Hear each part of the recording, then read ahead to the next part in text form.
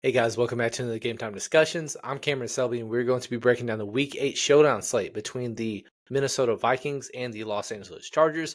Both are kind of reeling a little bit going into this game, and it's going to be very interesting because I think it is completely wide open. I don't have a great read on it, and on top of that, this pricing is going to be wide open as well. But leave a like, comment, subscribe, tell us what you think. Who are some of your must plays of this game? And I don't even want to waste any time, so let's just jump right into this. So kicking it off, we're going to jump over to the Minnesota side first, and we're going to be breaking down the team. And it is much more self-explanatory who we're going to be targeting on the Minnesota side of things. Receiver-wise, it is these two and only these two for the most part. We're going to put in Jalen Naylor 59% of the snaps this past game. He's been basically above 60% the entire season. And even in the 3-game sample size with Jordan Addison in the fold, he's still averaging over 60% of the ownership and getting 4 targets per game. Decent workload, $3,600.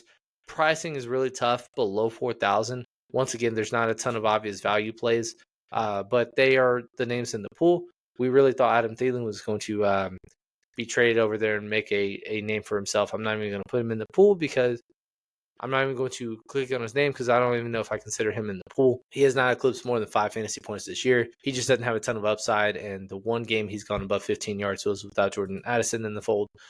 So it's really these 3 guys. Justin Jefferson having a somewhat of a dud based on his price point. 7,600, I think he was on the main slate, and only going 5 for 79 on 10 targets against the Philadelphia Eagles, playing catch up, playing behind, and it wasn't great, but the previous 2-game sample size with Carson Wentz, who has already announced that he's going to be the starter in this game, 11 targets each game, 120 yards each game. He's still Justin Jefferson. He's still one of the best receivers in football. Problem is, because he's far and away the most priced player on the slate, we've kind of gone through this thing where so many good guys are 10K plus, and on this slate, there's 2 guys above 10K, only one more that's above 9K, and everybody else is a mid-price play. So, really difficult to get into, but if you can find a punt play you like, it's hard to not just click Justin Jefferson's name in 11-8.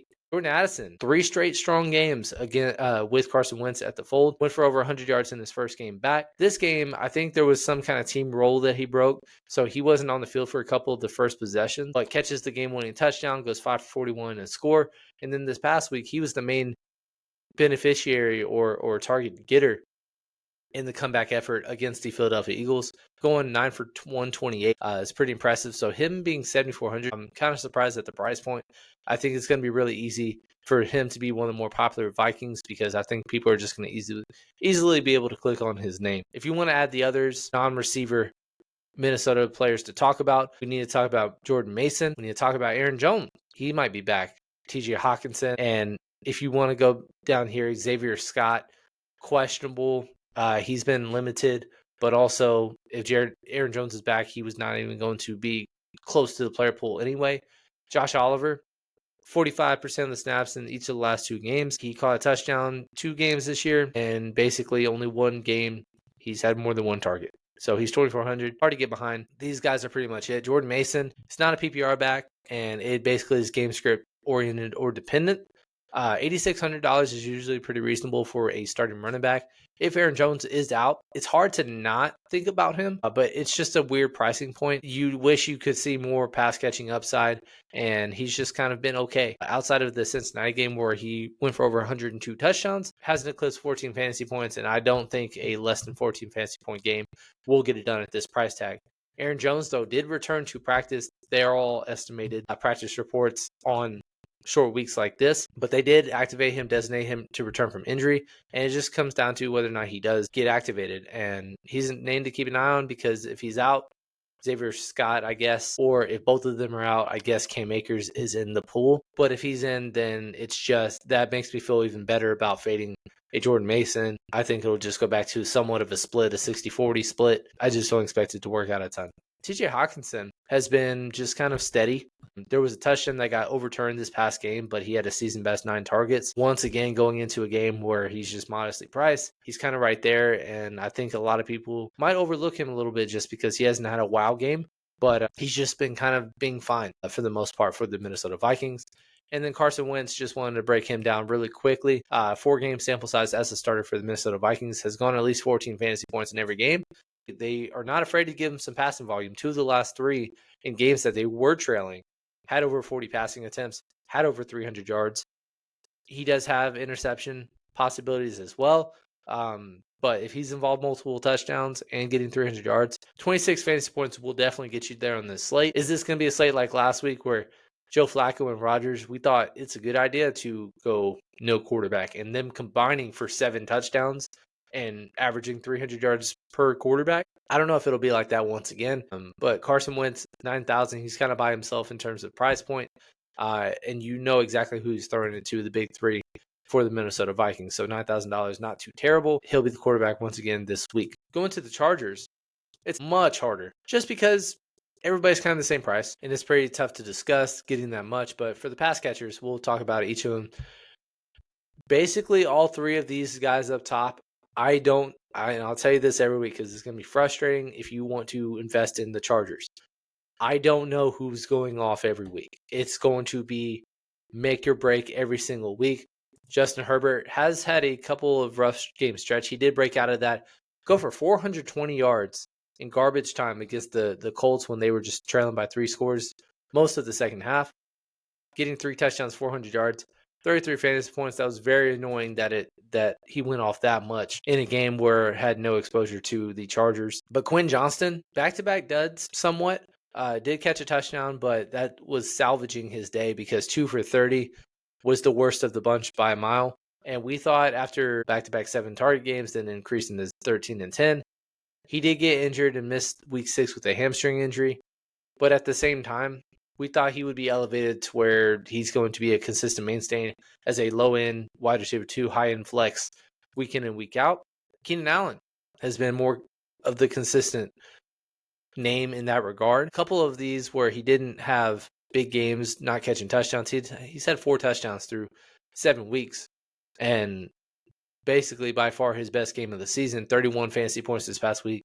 Main beneficiary of the receivers for the Colts game. But you also have Lab McConkey, who 3 straight games, he's kind of getting going a little bit after some rough starts to the season. Week 1, he had a pretty solid day, but when Keenan Allen and Quinn Johnston combined for 3 touchdowns and he had none, he was not a winner as a 10-6 guy price tag for a showdown slate. Then 3 straight duds. He did catch a touchdown against the Commanders, but then his true breakout game was when Quinn Johnston did miss. He was the guy that did do the breakout game sealing, or whatever you want to call, setting him up for the game-winning field goal against the Dolphins on getting right to that 100-point threshold. You love to see it. So $7,600, he's the cheapest of the bunch. He has been the most consistent and always is a touchdown threat and a boom play.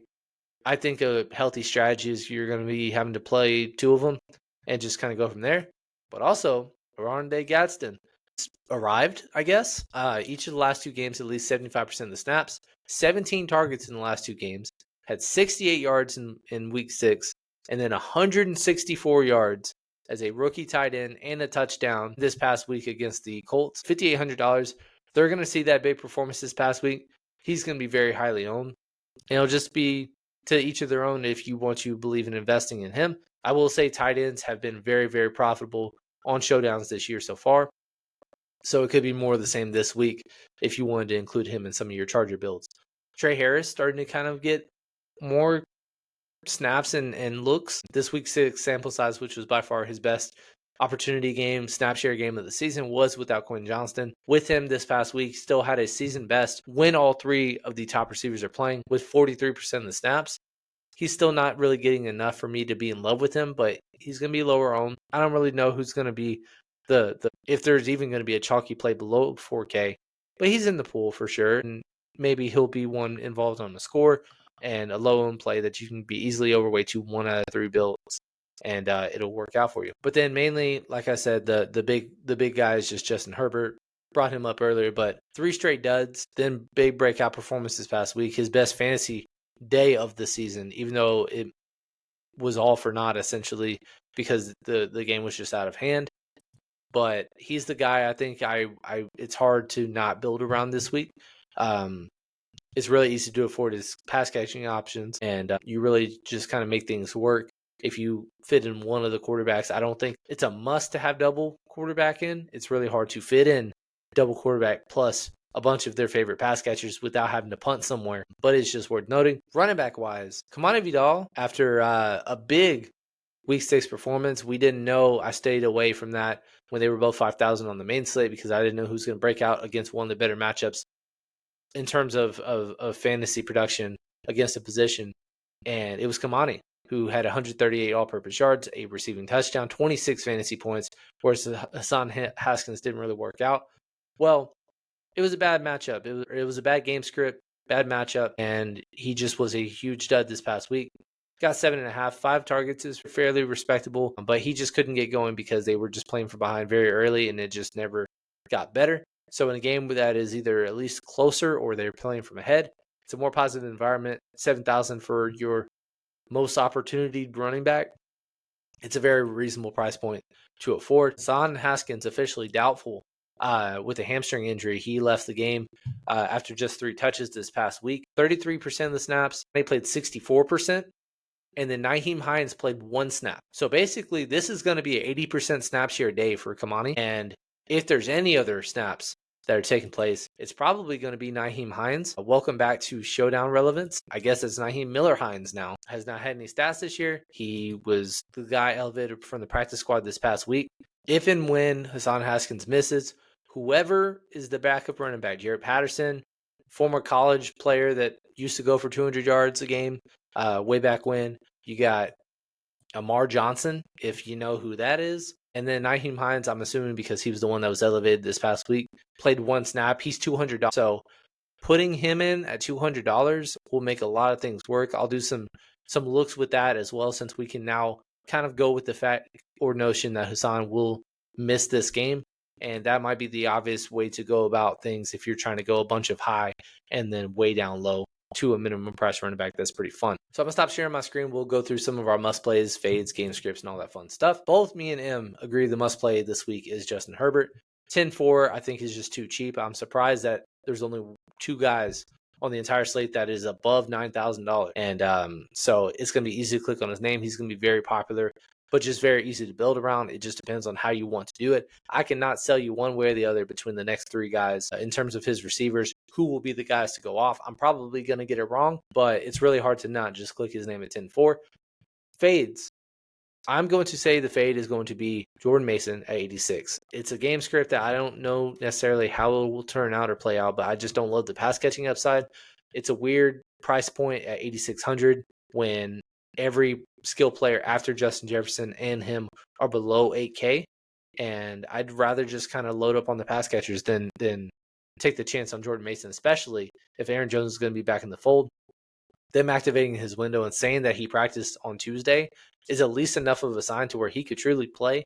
If he does, maybe it's still a 60-40 split in terms of Jordan Mason, but that just lowers his ceiling as well. He's going to be low owned, but I just don't, that's not really the direction I'm looking to build this week. Emery, on the other hand, he's going to say that the fade is going to be Carson Wentz at 9,000. I can see it if you want to go that low, but the pricing, like I said, is really, really bad below 4K. But once you get below the defenses, you're taking a chance on Jalen Naylor. You're taking a chance on Trey Harris. Outside of that, it's dart throws like backup tight ends and wide receiver 4s and running back 3s. So unless there's a truly going all the way down at the bottom to the backup running back of insert Charger backup running back name, it's basically just going to be a lot of balanced builds, and it's going to be really hard to fit him in at that price point. But we can never just say never play double quarterback, because we saw in a matchup where 2 combined for the age of 81 years old combined for 7 touchdowns on a showdown slate. So it can always be a thing. And so we've seen games where he's combined for 2 touchdowns, 300 yards. That'll get you there. But I think he needs about 17 plus, and I completely can get behind the fact that it's really hard to project him to go that high this week. In terms of tournament plays, I don't really know how this ownership's going to, I think it'll be a very spread out ownership slate because everybody's just so easily priced. And I think a lot of the guys above 4K are going to be 25 to 35% owned. Most of them will. Other than, I guess, Jordan Addison, I would say everybody will probably be the same ownership, and you could do some leverage by playing the lowest owned of the bunch, but it's not like you're going to have a ton of confidence, is what it is. In terms of Emery's tournament play, he's actually going to say Quentin Johnston just because he is the highest priced Charger receiver after back-to-back duds, and because he is the guy that didn't go off in a 420-yard effort with Justin Herbert. He could, by default, be the lowest owned, and if that's the case, that's one way to get different from the field, paying up for the guy that had the worst performance last week. Game script-wise, I'm going to pick the Chargers to win 27-20. Like I said earlier, this is one of the least confident game scripts or feels I don't have a read on this game. Chargers are a 3.5-point favorite, but I could easily see Minnesota taking this down and Chargers continue to struggle because they've gone for a full month now of just bad football, losing 3 of the 4, and then the one game that they did not lose, they almost lost it on a comeback effort by the Dolphins. They had to hit a game-winning field goal as time expired. Otherwise, they've lost to a blowout at home to the Commanders. They've lost to Jackson Dart in his debut, and then they've lost to the Colts where they got 38 dropped on them at home as well. So it's not like them being at home is going to do them every favors because they've been blown out the last 2 home games. So it's really fun to build because I think it will be a wide open slate, but it's not like you have a ton of confidence that I could just immediately say, this is the line. I'm throwing a bag on this and this is just going to work out and I could just lock and load. Emory, on the other hand, he's going to say Chargers win as well, but he's going to pick them 31-21. So he's actually going to pick the over and a 2-touchdown effort, saying that the Chargers are one of the more talented teams in football due to injuries, especially at the 2 tackle spots. With that said, though, there are a lot of mouths to feed on this offense to get a good feel of who's going to be the main beneficiary. Minnesota's been floating around 21 points scoring for 3 straight weeks. So he expects this game to go over and the Charger pass catchers to be important. The question is if you can get them right. Could be a fun 20 max build night, and I completely agree with that. If you go that far with showdowns, can be on board with that because I think it's not one that like I said, it's fun to build, but it's not like you have a ton of confidence. Props of the night wise, we're both going to get back on track after both of us hitting ours last week, both on the main and the showdown slates. Mine's going to be TJ Hawkinson, 34.5 receiving yards. I'm picking the over. He's made us sweat back-to-back live streams on showdown Europe games. 0 catches going into the 4th, and then just salvaging his day both times to get his over. And since then, have not invested in that number again, but he's clicked the over. So he's getting the targets, at least 5 targets a game. Had at least 38 yards in each of the 4 games with Carson Wentz at the helm. So almost a second touchdown as well. So I expect him to be involved. I expect him to play from behind. $4,800, not a bad price tag as a showdown play, but 34.5. I've been nailing tight end overs from a receiving yards perspective throughout the showdown slate this year. And I just want to go right back to the well with that thought process. Emory, on the other hand, kind of correlating with both of our must plays. Justin Herbert over 1.5 passing touchdowns. Really hard to not see him hitting this line in this game. He's done that in 2 straight. He had 3 straight duds to where he did not go through with that, but for the 7 games this year, he's done so. And if you're expecting a 3-4 touchdown effort from the Chargers, highly likely that he's going to be involved on at least 2 to possibly all of them going forward, especially if you have less of a run game to worry about with the Hassan Haskins being inactive. So jumping back over to DK, let's start building some lines. Got a first couple looks for Emory. Going to show his first look, and it's going to be his must play at the captain. A lot of times it's usually a little nerve-wracking doing a quarterback without a ton of rushing upside, but he has some sneaky rushing upside. I know he doesn't have a rushing touchdown this year, but we've seen this work out before, and on top of that, if it is a completely spread out pass game, he could truly get there without any of his receivers going over 20 plus fantasy points.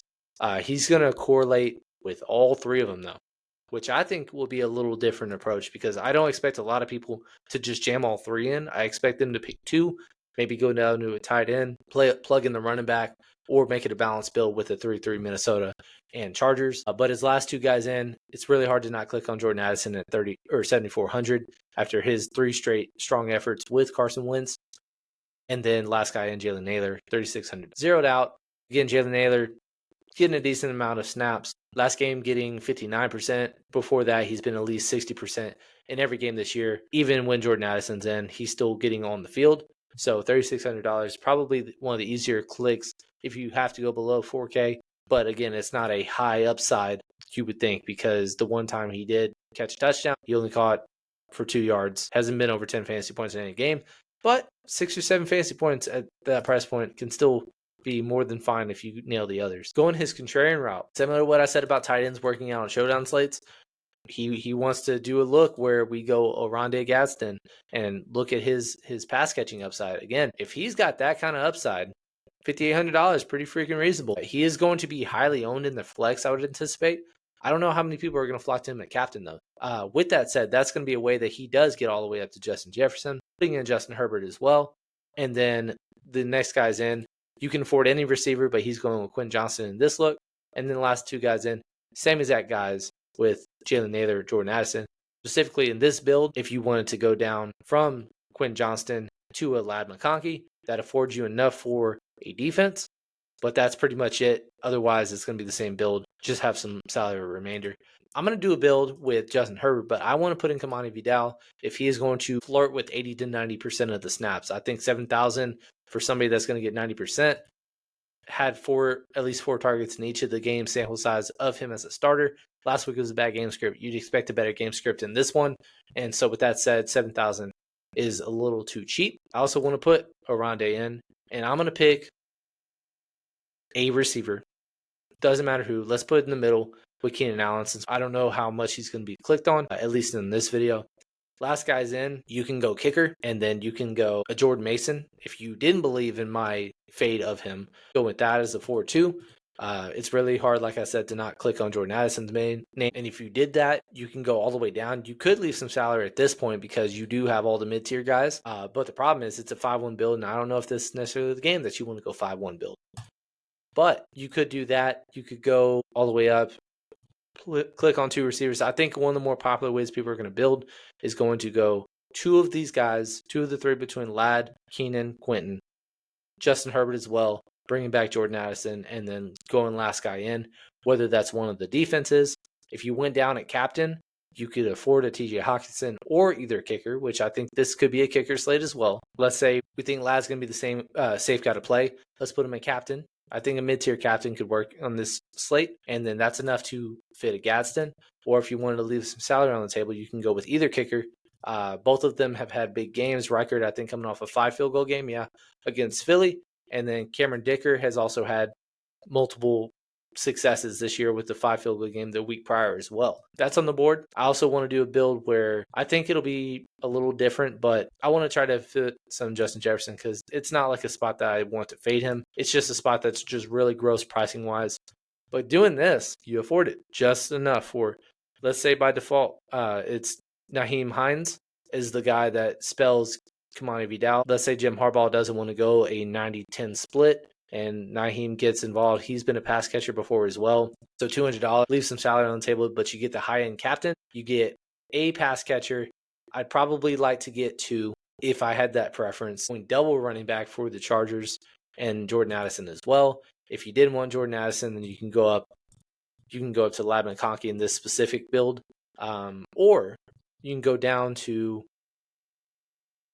let's say you wanted to leave some salary on the table for this example, you could go to Jordan Addison here, and I know that's enough for Kamani, but say you think Addison is the better play, then you can go up there to him, and then that's $1,400 remainder. But what's weird and interesting is just Chargers last year were doing a lot of 3 tight ends, even amount of snaps, and this year, as of this moment, Tyler Conklin, Will Dissly actually had 1 target last game, play only 3 snaps. And I know that was a very negative game script. You would expect him to be closer to his 40% of the snaps, like he's been in the games he's been healthy this year. But you never know. Tucker Fisk has split as well. But after Gadsden, back-to-back games over 75% of the snaps, you'd expect him to be more of the same this game. But you could do that. You could go to a mid-tier captain. Let's pretend that Kamani is just going to be the workhorse, get 20-plus touches, maybe a touchdown, maybe 2. And if that's the case, then you can do that. Put in Ladd McConkey. You can go with last guy in being TJ. That's 3 pass catchers for the Vikings. Kind of scary. But, I don't even have Justin Herbert in this game. So that's not going to be a thing, at least how I'm going to be building. If you did that instead, you could do Justin Herbert. Go back down from TJ. That's enough for Jalen Naylor once again. And the Oronde at tight end. I think double tight end could also be in play this week. Let's try to fit both of them in. that's going to be really tough to do with Justin Jefferson, especially if you're not going the route of the cheap play below 3K or even minimum price like I just showed you. But Justin Herbert at captain, I think, makes a lot of sense. You put in TJ, you put in Oronde, $8,100 per. If you wanted to make it simple, Jordan Mason, and then you can fit Jordan Addison, Kamani Vidal. Or if you wanted all three receivers, once again, you could do that. Or I think probably leaving salary is completely fine in this specific build. I don't know if I want all three Charger receivers and the tight end. I think it's probably unlikely that all of those guys work out for you. So if that's the case, you pick two, you have some salary on the table, but you got an affordable, or you have the second highest price captain in this regard, leaving some salary, but you can also go up from TJ if you wanted to. But you could do that. I think the main guys that I would like to try to be overweight to, based on the news now, will just be Justin Herbert. Probably my preference at captain as well. And then Kamani, if he's a 7K running back with 90+% snap share upside, I think it's a good spot for him if they're going to be playing from ahead. So, yeah, fun ways to do. Let's do one more build before we do get out of here. Let's say we're going on the opposite side. Say Minnesota makes it a third straight loss for the Chargers at home, and you got to go with a double quarterback in that regard if that's going to take place. So let's try to fit both in. And if that's going to be the case, I think it's going to be really hard to not go mid-price captain to afford some other things. With this one specifically, let's try to do Jordan Addison. At least 15 fantasy points in every game, 2 of the 3 games, at least over 100 yards. So I can see that panning out as a mid-price captain. Like I said, he will be the highest owned. I don't know what his captain ownership would be, but I would expect him to be the highest owned Viking, at least based on his price point. Let's try to get Justin in there. If we do, we got to go all the way down probably to fit somebody that we feel better about. Let's put in Naheem Hines-Allen. That's enough for Kamani. That's not enough for a Keenan or a Lad. But if you went to Kamani at captain instead, I know that's rare and we're pretending that the Vikings win, but that allows you to get Justin Herbert plus whatever receiver you want. Probably close your eyes and pick one, but you can afford anyone that you want. Captain at one of them. You got a workhorse running back. You got the 2 best pass catchers for Carson Wentz. So that's a way to do things. Or actually, you took out Jordan Addison, so you don't even have that guy at your disposal. But let's try to instead go TJ, and then we'll go up. Man, it's really hard to fit TJ, JJ, Carson. That's why it makes things really gross, because you got to invest in one of these guys down low. And it's not like going down from Kamani to TJ really affords you anything. I think that'll barely afford you one of the defenses. It won't be enough to get up to a kicker. Really tough stuff. Let's say we get away from him and we'll go to a Oronde at captain at 87. 53 is enough for Will Reichard. So you got a 4-2 Minnesota build where you got double of two of their top 3 pass catching options. Justin Jefferson, TJ Hawkinson, Will Reichard, pretty solid kicker, Carson Wentz, and then you got Justin Herbert to correlate with Oronde. You wish you had more than one of the pass catchers for Justin Herbert, but that was enough to afford it. I don't know if you can feel great about a Carson Wentz double without Justin in the lineup, but just to pretend and play around a little bit, I want to see what we can do and what we can afford. Let's go Justin Herbert back at captain because we got a lot of money left. And it's not like you can get much better with that. The only thing that you could do to get 2 Charger skill players in there is if you went down to Kamani Vidal, and then that's enough for Oronde. But going Justin Herbert at captain, not playing any receivers with him and going tight end running back, that's pretty something that I'm probably not going to do. Let's try to do Jordan Addison back at captain. Let's go with Justin Herbert there. You can do Kamani and up to Lad McConkey as your 3-3 build with 2, basically a quick 3-3. You got Jordan Addison and captain, TJ Hawkinson. You got 2 skill players with Justin Herbert, but double quarterback is what you do. That's why it's so tough to fit Carson Wentz in. It's not out of the realm of possibility that Minnesota comes in on the road and wins this game because of the way the Chargers have been looking at home. But with that said, guys, that's all I got for you. Appreciate you guys tuning in. Can't thank you enough. Let us know in the comments what you think. Who are some of your vibes on this slate? And who do you plan on being overweight to, fading, all that fun stuff? We're going to be posting our final lines in Discord probably roughly an hour, 30 minutes before the game, typically what we do for specific slates like Showdowns, early only, afternoon only, all that fun stuff. But yeah, let's just keep on interacting. Basically halfway through football season, almost into November. It's really exciting stuff. Halfway through the season already somehow, and I can't wait to keep on breaking down slates with you guys. We will not be doing a live stream this week. I will do another post on Sunday morning of some of the top plays for the main slate, but I will be out of town. We will return for the live stream the following week, and we'll see if Emery's back. I know he's pending, but no rush on his end. He can get back when he wants to, but he's going to continue interacting in Discord with you guys if you wanted to hang out with him as well. So can't thank you guys enough. We hope you guys have a really profitable and prosperous Showdown night, but we will see you guys on the next one.